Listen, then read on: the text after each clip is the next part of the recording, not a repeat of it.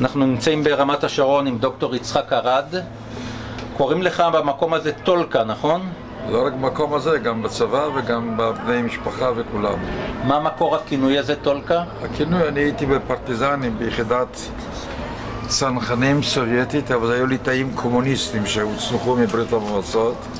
היו להם משפחות ביער ובאליטה, ואז הייתה סכנה שגרמנים יחדירו איזה מרגל, והגרמנים היו נוהגים לעשות את זה, ואז היו יודעים מי המשפחות שלהם, היו הורגים אותם.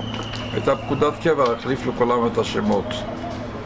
ישבנו ביער, הקומיסר שואל איזה שם ניתן לו, מראה עליי, ואני אומר, אין צורך, משפחתי כולה כבר גרמנים רצחו.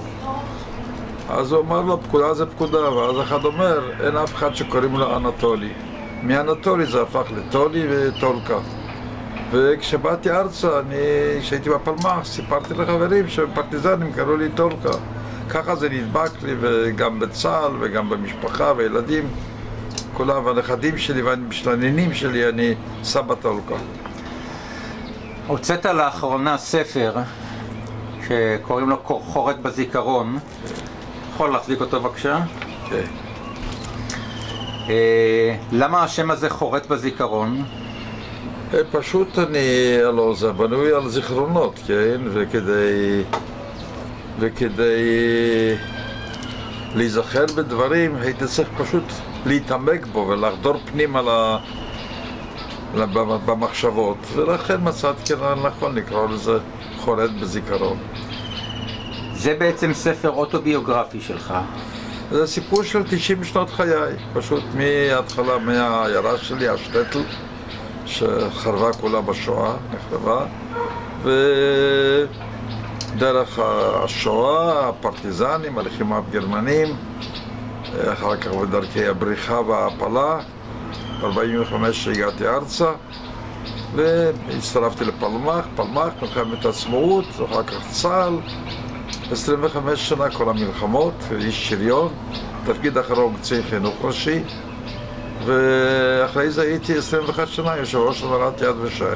היית גם טייס, נכון? הייתי בפלמ"ח, הייתי מחלקת טייסים, ויש לי רישיון טיסה אנגלי, אבל כשעמדנו לנסוע לצ'כיה במרץ 1948 ללמוד ולקבל את המסרשמיטים, הסתבר שאני עיוור צבעים ולא יכולתי לנסוע, ואז במקום להישאר איש מטה חיל אוויר, חזרתי לפלמ"ח. זה היה ערב מבצע נחשון, הייתי קצין חבלה של גדוד החמישי של הפלמ"ח, וכל הקרבות בירושלים, שייח' ג'ראח, שועפאט, פריצה לעיר העתיקה, רמת רחל, ובדרך במשלטים.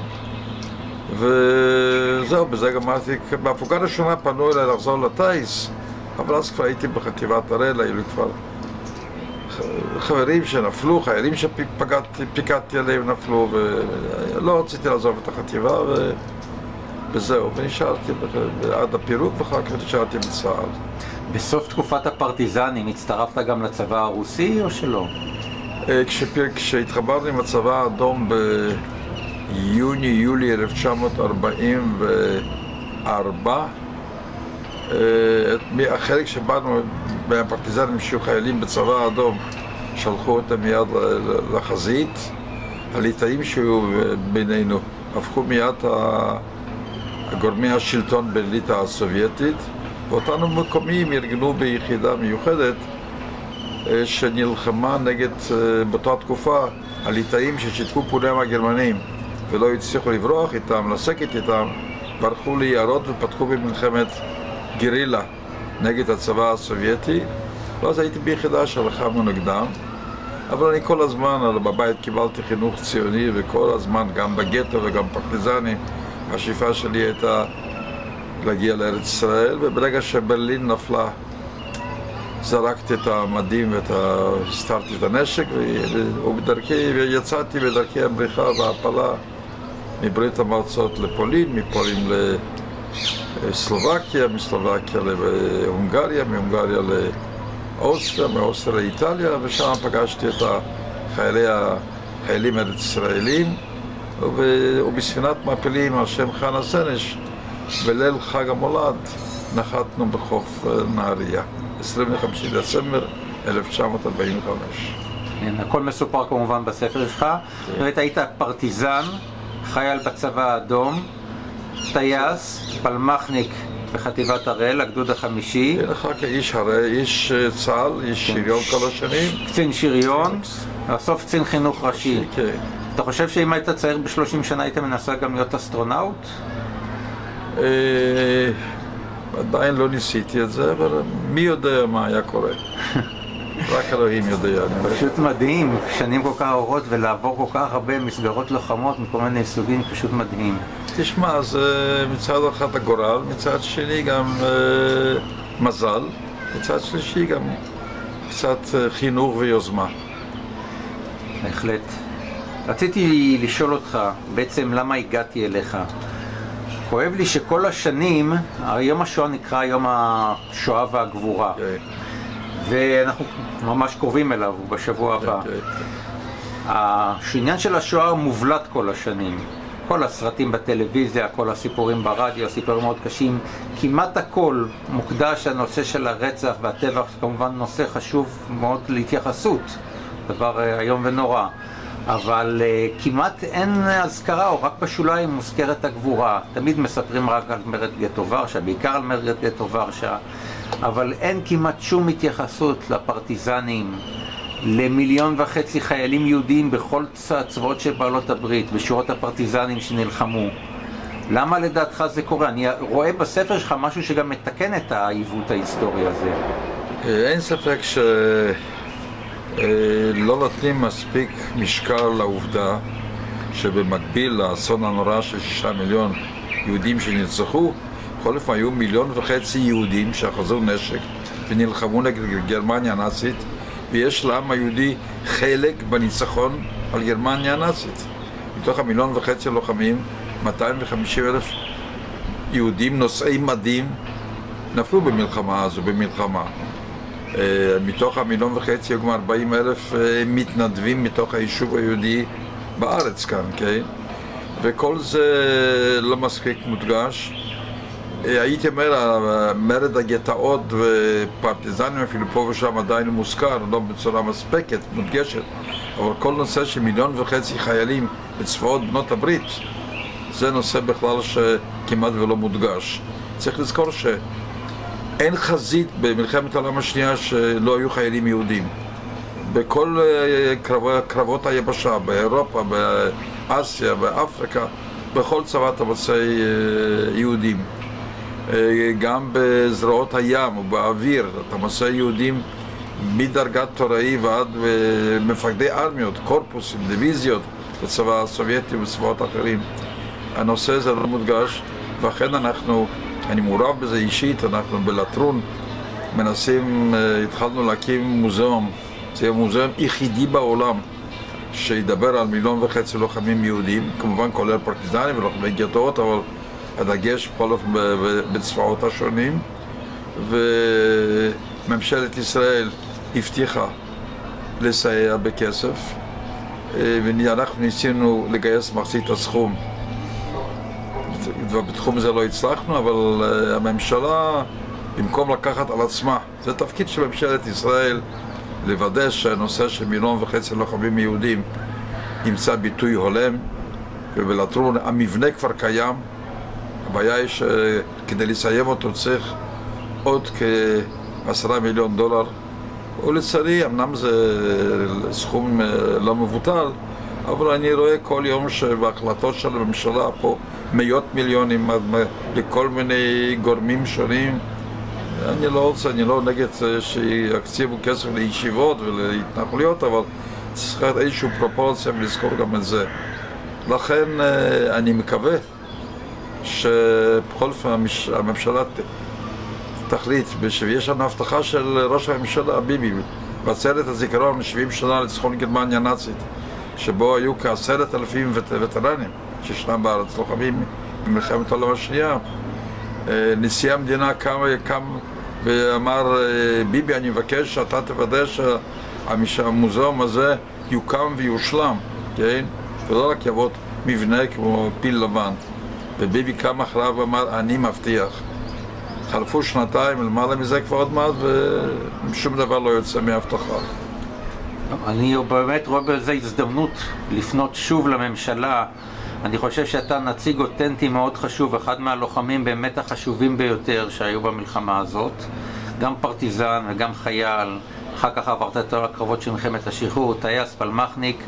אני חושב שבאמת הזדמנות שאתה באמת, הזדמנות חשובה שאתה פונה, מבקש באמת שיציבו סוף סוף את הכסף, כדי שהווטרנים שעדיין בחיים עד 120 יזכו לראות את המוזיאון הזה נפתח. זו השאיפה של מי שאנחנו מדברים על זה, בעיקר הווטרנים, זה אנשים כבר בני 90, זה הצעירים ביניהם, הצעירים, האנשים כבר סביב 95 הגיל הממוצע אם לא יותר, ואנשים עוד מתחננים ממש. לצערי הרב זה אנשים כבר שלא מסוגלים לצאת מחר להפגנות. אני בטוח שאם היו יוצאים 20-30 וטרנים, המדליות שלהם, המדים, מול משרד ראש הממשלה, הדברים היו זזים. לצערי, בלי דברים האלה, דברים לא זזים. אני בכל אופן פונה בהזדמנות זו לממשלת ישראל, לראש הממשלה, אנא, הבטחת, תקיים מה שהבטחת. ואם אנחנו לא מסוגלים לגייס תורמים, ממשלת ישראל צריכה לקחת על עצמה לסיים את המוזיאון ולתרום מקום מרכזי מאוד בארץ, בדרך בין תל אביב לירושלים, ואני מקווה בכל אופן שאולי פנייה הזו גם כן תעזור ותזיז משהו בממשלה. אני מאוד מקווה שהפנייה הזאת תענה ובהקדם. תהייתי ברשותך עוד כמה שאלות קצת על הספר. אתה מתאר הרבה את הלחימה ביערות, לחימה קשה, ברוטלית מאוד. אתה מתאר בעצמך איך שהרגת אנשים, זה מאוד לא נעים. תגיד לי אולי כמה שמות של יערות שנדע איך לבטא אותם בשפה האותנטית. איפה נולדת קודם כל, באיזה מקום? אני נולדתי בעיירה שקוראים לה שווינצ'אן. היום זה בליטא, קוראים לזה שווינצ'וניס, 90 קילומטר צפון מזרחה מבילנה. עיירה שהיו 3,500 יהודים מתוך אוכלוסייה של כ-8,000 איש, אבל יהודים היו הרוב הלאומי, שם החיילים היו רוסים, בלרוסים, פולנים, ליטאים, טטרים אפילו, וכמובן היום אין בעיירה הזו אף יהודי אחד.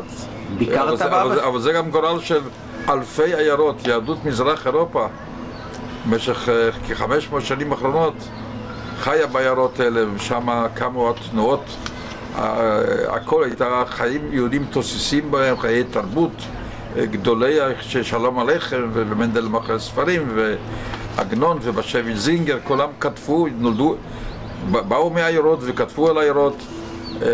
ציירים גדולים ציירו על העיירות, ומבחינת עולם החסידות והתדמורים,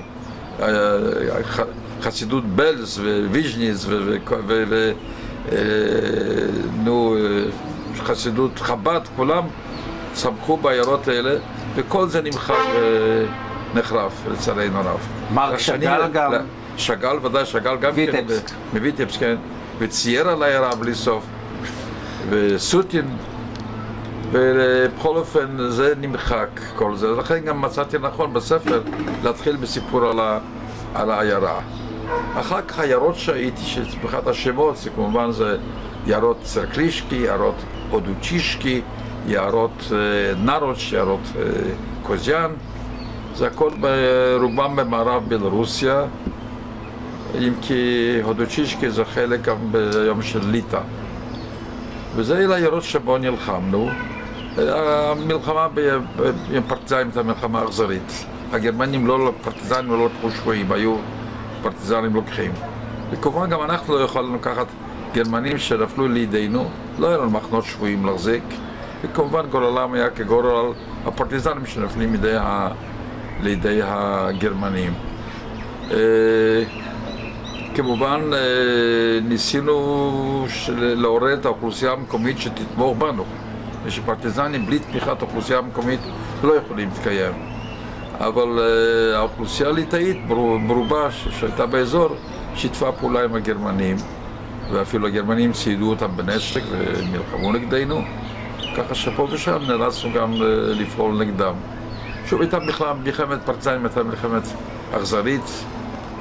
אני יודע, היה לי בן דוד שהיה פרטיזן, נפצע ברגל, פשוט פצע שהיום ניתן בקלות אולי לרפא בתנאים של בית חולים, אבל ביער לא היו תנאים והאדם נוזל ולא עצרו והוא קבור אי שם ביערות אפילו בלי מצבה. מה היה השם שלו? יוסף, יוסקה רודניצקי. שם משפחתי שלי היה לו רודניצקי. אתה בעבר דיברתי איתך על משה רודניצקי, גם הוא היה בפרטיזנים. כן, זה גם כבן דוד שלי, משה יודקי רודניצקי, הוא היה פה בארץ, נפטר לפני כמה שנים, ובמלחמת העצמאות הוא נלחם בחטיבת יפתח, היה בנבי יהושע בקרב שם, ויש לו אותו סיפור שקשור עם מפקד המחלקה שם, אני לא זוכר. פילון, כן, שהוא אמר לו שנשאר עם הפצועים והוא הציע לו לעזוב את הפצועים ולסגת. הוא לא רצה ואז כמובן מצא את מותו יחד עם הפצועים. המלחמה הייתה קשה, ברוטלית, אכזרית, התקופה הייתה מאוד קשה, אבל אתה באיזשהו מקום בספר כותב שקצת מתגעגע לתקופה ההיא. באיזה מובן? תראה, היינו אז צעירים, אני חושב על התקופה הזו, חבורה עם נשק ביערות, נלחמת נגד הגרמנים, מפוצץ רכבות, ואני השתתפתי בפיצוץ 16 רכבות של גרמנים, חוליות של 5 איש היינו יוצאים, 3-4 שבועות לבד בדרך, ביום היינו ביער, בלילה היינו הולכים, מתקרבים למסילות הברזל וכולי. ככה שבכל זאת תקופה די רומנטית, וכמובן שאתה מסתכל תמיד אחורה, יש גם קצת נוסטלגיה בכל תקופה. את הקשיים אתה שוכח, ובכל זאת יש דברים שנעים לזכור וזהו. ראית את הסרט אידי סמטרי של קלימוב? סרט שמתאר את חיי הפרטיזנים? לא, אני לא זוכר שראיתי. לא. הוא באופן מופיע גם ביוטיוב, ברוסית. איך את השם? אידי סמטרי. אידי סמטרי? כן. בסדר גמור. אני מזהיר אותך מראש שהסוף שלו מאוד קשה. כל הסרט באווירה לא נעימה של היערות, של העצים הגדולים האלה, הצל, הפחד הגדול. טוב, מצד שני זה... עברת את זה, אז אולי יהיה לך יותר קל. זה היה בהחלט... הבעיה, כשאתה צעיר יותר, אז כל הדברים נראים בצבעים אחרים, כן? לא חשבנו, היינו כל יום יכולת להיהרג כל יום, וכאלה החיים, כן. כן, אתה מתאר הרבה... כשהיינו ביער בבסיס הפרטיזני, יושבים במשך כמה שעות ליד מדורה ושרים שירים רוסיים, ואני אהבתי לשיר שירים רוסיים, עדיין פה שר אצלנו בבית במקהלה שלנו, וסך הכל כן נהניתי מחברות. היות ותוך זמן קצר הוכחתי שאני יודע להילחם. אני לא אוהב להגיד תמיד שאני יודע להילחם יותר טוב מאחרים, אבל הייתי פרטיזן לא פחות טוב מהפרטיזנים הרוסיים, הצנחנים שהיו איתנו, או חיילים מהצבא האדום שאיכשהו נשארו בעורף הגרמני והצטרפו לפרטיזנים. ככה שזכיתי להערכה רבה בפרטיזנים, והייתה רגשה טובה עם המפקדים. בכמה שפות אתה מסוגל לדבר? אני מדבר ב5-6 שפות. מה, יכול בבקשה להגיד את השמות שלו? בכל אופן, אני חושב שרוסית, פולנית, ואנגלית, וגרמנית, ויידיש, ועברית. ואני מתמצא גם, אם אני צריך כהיסטוריון לקרוא מסמכים, אוקראינית, בלרוסית. ליטאית גם כן? ליטאית, אני אמנם למדתי בבית ספר בליטא הסובייטית, בבית ספר ליטאית, אבל חוץ משיר אחד שאני זוכר עדיין בליטאית, אז אני את השפה הזו לא יודע. אני מכיר את הליטאים בתור אנטישמים ורוצחים ממדרגה ראשונה, מהמשרתים הגדולים של הנאצים ואפילו רוצחי יהודים לפני הנאצים. אתה מתאר שהיית בשתי קבוצות של פרטיזנים ליטאיים, ז'לגיריס ווילניוס. כן, וילניוס היה אוטריאד, יחידה, ז'לגיריס הייתה חטיבה, כלומר, יחידת וילניוס השתייכה לחטיבה בשם ז'לגיריס. ז'לגיריס זה שם בליטאית, שבגרמנית זה מקום גרונוולד, זה מקום שבו היסטורית הפולנים והליטאים ביחד, הייתה תקופה שהייתה ממלכה אחת, פולין-ליטא הייתה ממלכה אחת, נלחמו נגד נושאי הצלב הגרמנים. כן? בגרונוולד, נקרא בגרמנית. אז זה ז'אגל, זה היה שם החטיבה הסובייטית, או כדי לציין את הלחימה נגד הגרמנים בתקופה היסטורית. ווילניוס היה יחידת המשנה, בסדר גודל של 50, 60, 70 איש. החטיבה עצמה הייתה כ-1,000 איש, משהו כזה. ולמרות שהם היו ליטאים, הרגשת שם בסדר, לא היו התנחלויות? תראה, קודם כל זה היו ליטאים פרו-סובייטים, קומוניסטים, שברחו לברית המועצות ב-1941 עם התקפה גרמנית, ושם ארגנו אותם והחזירו אותם כצנחנים לפעול נגד הגרמנים, ככה שזו הייתה קבוצה מיוחדת, זה לא ייצגה את העם הליטאי, אתה מבין? זה היה קבוצה קטנה.